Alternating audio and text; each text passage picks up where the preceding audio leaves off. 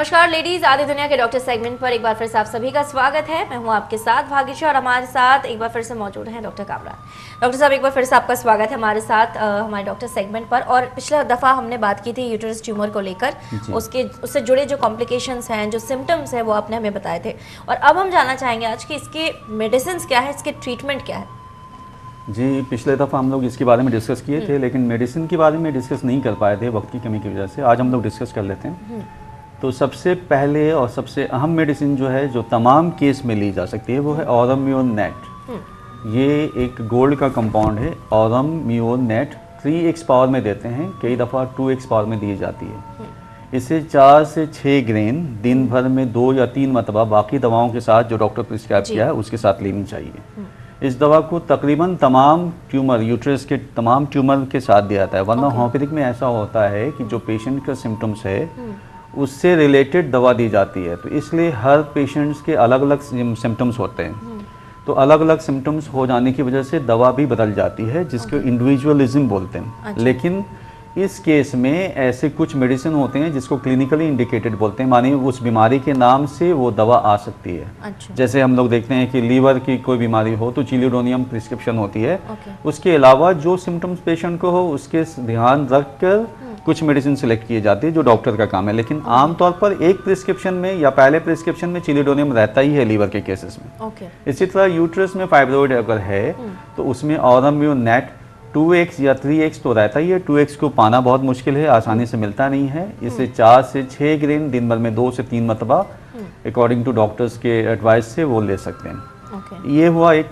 दूसरी दवा अब सिम्टम्स के हिसाब से आती है। जैसे देखा जाता है कि कई दफ़ा डार्क ब्लड आता है चॉकलेट कलर के, और वो क्लॉटेड रहते हैं, जमे जमे कलेजी की तरह।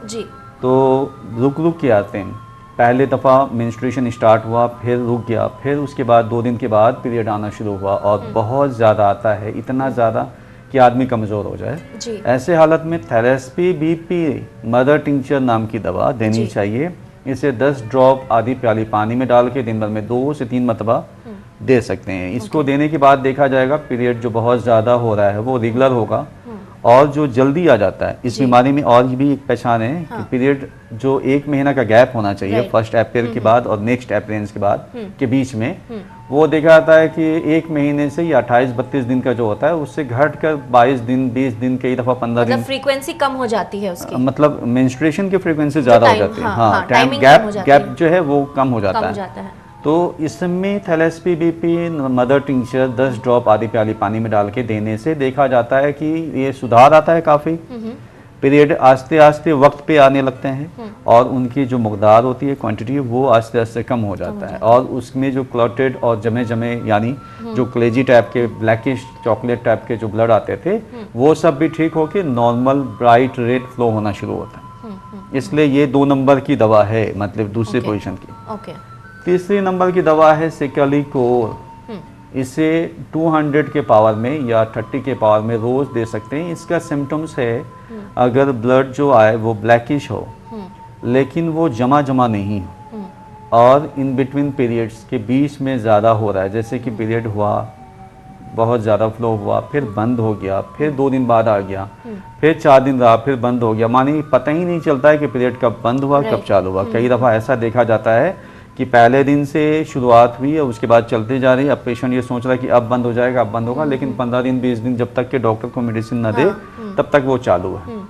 तो इस बीमारी में ऐसा भी होता है। तो ऐसे हालत में सिकालीकोर को 200 या 30 में रोज़ 1 बार या 2 बार देना चाहिए। ठीक है, ये तीसरे नंबर की दवा हुई। चौथे नंबर में आ रही है Sabina mother tincture. Sabina mother tincture के साथ 200 या 6 भी दे सकते हैं। अगर मदर टिंचर की ज़रूरत है तो मदर टिंचर, नहीं तो यूजुअली देखा जाता है 6 और 30 या 200 दिया जाता है।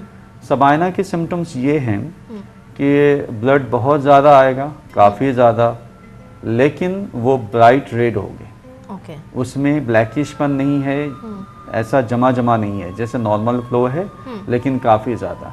ये अगर सिम्टम्स रहे तो सबाइना 6 में या 30 में या 200 में रिपीटेड डोज दे सकते हैं, दिन भर में 2 या 3 मरतबा। ठीक है।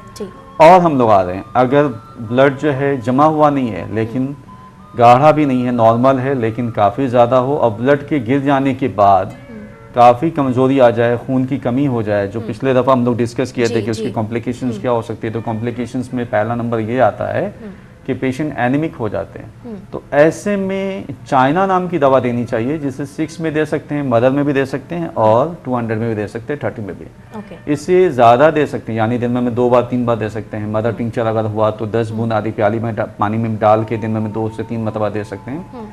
ये दवा खून की कमी को पूरी कर देगी, खून नया बनाएगा, और ये काम करता है कि अगर ब्लैकिश फ्लो है लेकिन जमा हुआ नहीं है तो उसमें ये प्रिवेंटिव भी काम कर सकता है, यानी ऐसे थेरेपेटिक्स भी है, प्रिवेंटिव भी है, और खून के बनाने में भी काम करता है। इसके अलावा और भी दवा है, जैसे मान लीजिए बेलाडोना। अगर दर्द हो इतनी तेज कि दर्द की शिद्दत से चेहरा लाल हो जाए, काफ़ी दर्द हो, ऑल ऑफ सडन पेन आता हो और सडनली चला जाता हो, तो बेलाडोना नाम की दवा देनी चाहिए। मैकफॉस देते हैं। अगर और बेलाडोना जो आपने दवा बताई है पेन के लिए, तो वो हम बाकी दवाई के साथ भी जी बिल्कुल दे सकते हैं, बाकी दवा के साथ दे सकते हैं, जब जब जरूरत पड़ती है तो वो दे सकते हैं। अगर दर्द ऐसा हो कि दबाने से बहुत आराम हो जाता है, अच्छा, तो इसमें 2 दवा आती है, एक कोलोसिंथ आती है, एक मैकफॉस आती है जी। अगर दबाने के साथ साथ सेकने से आराम होता है, जैसे अक्सर देखा जाता है कि औरतें हॉट वाटर बोतल लेके या बैग लेके उसको दबाती हैं, उससे काफ़ी आराम अगर हो जाए तो मैकफॉस दवा देनी चाहिए। इसे 6 में ले सकते हैं, हल्के गर्म पानी से दिन में 2-3 बार, जब तक के दर्द हो, दवा खाने से दर्द खत्म हो जाए तो बंद कर देना चाहिए। या इसे 200 में ले सकते हैं, दिन भर में 2 बार लगातार कुछ दिन तक, ताकि दर्द का जो एपिसोड है वो खत्म हो जाए। फिर सीपिया नाम की दवा आती है। अगर पेशेंट्स घरेलू औरत है, उसे भूख नहीं लगती है, अपनी जिम्मेदारी पूरी कर नहीं सकती है, बाकी सबका देखती रहती है, सीपिया यहाँ बहुत काम करता है। कुछ लोगों की ये प्रॉब्लम होती है डॉक्टर साहब की भूख बिल्कुल नहीं लगती है, खाते पीते बिल्कुल भी नहीं है, पूरा दिन वो घर में रहते हैं और पेट दर्द की उनकी समस्या, कुछ भी खाओ तो उनको वॉमिटिंग जैसी टेंडेंसी आती है। अगर इससे रिलेटेड है, यूट्रस में प्रॉब्लम से रिलेटेड है, तो सीपिया नाम की दवा रोज 1 बार लेनी चाहिए, 15-20 दिन तक ठीक हो जाएगी। ऐसी बहुत सारी दवाएं जिसको हम लोग डिस्कस कर सकते हैं, अगर आप कहें तो और भी बहुत सी दवा है। ये दवा तो फिलहाल नोट कर लेनी। कुछ और ऐसी दवाएं हैं जो ये हम लेकर रख सकते हैं कि अगर ऐसी कोई प्रॉब्लम हो तो तुरंत हम उस दवा का ले सकें और थोड़ा आराम तुरंत मिल जाए। जी, इसमें एक और दवा जो हम लोग कहने भूल गए, वो है कैलकेरिया कार्ब नाम की दवा। ये ट्यूमर पे इफेक्ट करता है। देखा जाता है कि अगर ट्यूमर कोई मोटी तगड़ी औरत को, ऐसी औरत जो काफ़ी मोटी है और गोरी है और पसीने उसको बहुत आसानी से आते हैं, ठंड भी बहुत जल्दी लग जाती है, तो ऐसी औरत को अगर ये बीमारी है तो इसको कैलकेरिया कार्ब नाम की दवा 200 पाउंड में, 1000 पाउंड में इनफ्रीक्वेंट देते हैं, माने बहुत कम, कभी कभार, हफ्ते में 1 बार, 15 दिन में 1 बार। ये कॉन्स्टिट्यूशनल मेडिसिन है। अगर देखा जाए कि पेशेंट को पानी से तकलीफ होती है, बरसात के दिनों में परेशान रहता है, उसे बारिश का मौसम पसंद नहीं है, उसको ग्रोथ होने की बीमारी जैसे वार्ड्स वगैरह होता है, तो उसको थूजा नाम की दवा 200 पाउंड में देना चाहिए, कभी कभार, हफ्ते में 1 बार 2 बार। ठीक है, मतलब ये सारी दवाइयाँ हैं। और भी एक दवा हम डिस्कस कर लें, जब ये दवा डिस्कस किए तो कई दफ़ा देखा जाता है कि फैमिली में ट्यूबरकुलोसिस चल रहा है। अच्छा, उसके घर के ज़्यादातर मेंबर को टीबी की बीमारी हो चुकी है, और ये पेशेंट को अभी ये प्रॉब्लम हुआ है, तो ऐसे में ट्यूबरकुलाइनम 1 mg देखा जाता है, 15 दिन में देने से जल्दी फायदा होता है। ऑलराइट, तो मतलब ये कुछ एक दवाइयाँ, ऐसे तो दवाइयाँ बहुत सारी हैं, बट ये कुछ ज़रूरी दवाइयाँ हैं जो यूटेरस ट्यूमर के दौरान बहुत ज़्यादा काम आती है, और अलग अलग सिम्टम्स की, जैसे कि डॉक्टर साहब ने बता दिया है कि अलग अलग सिम्टम्स होते हैं इस दौरान, तो उन सिम्टम्स के हिसाब से कौन सी दवाई आपको लेनी चाहिए वो उन्होंने पूरी डिटेल में बता दी है। और अगर आपको नहीं भी समझ में आए और इस तरह की कोई भी आपको परेशानी हो रही है और ट्यूमर की समस्या आपको हो रही है और आप समझ पा रहे हैं, तो आप तुरंत अपने डॉक्टर को कंसल्ट करें। सर, जाते थे 2 आखिरी एडवाइस क्या देंगे हमारे दर्शकों को? आखिरी एडवाइस तो ये देंगे कि अगर होम्योपैथिक दवा खानी है तो अपने इलाके के अच्छे डॉक्टर से मिलें, उनसे मशवरा करें, अपने से दवा नहीं लें।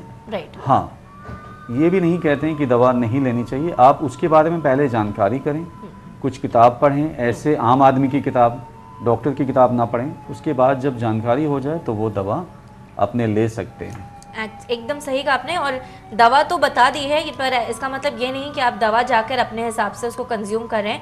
प्रॉपर तरीके से आपको दवा लेनी बहुत ज़रूरी है, कितने पार्ट में, कितने पोर्शन में आपको दवा लेनी, ये बहुत ज़रूरी है, क्योंकि ओवर नहीं होना चाहिए और एक्सेस होने से भी आपको प्रॉब्लम हो सकती है। इसलिए अपने डॉक्टर के आसपास में जो भी डॉक्टर हो, उनको आप दिखा के, उनके पूछने के बाद ही जो है दवा कंज्यूम करें।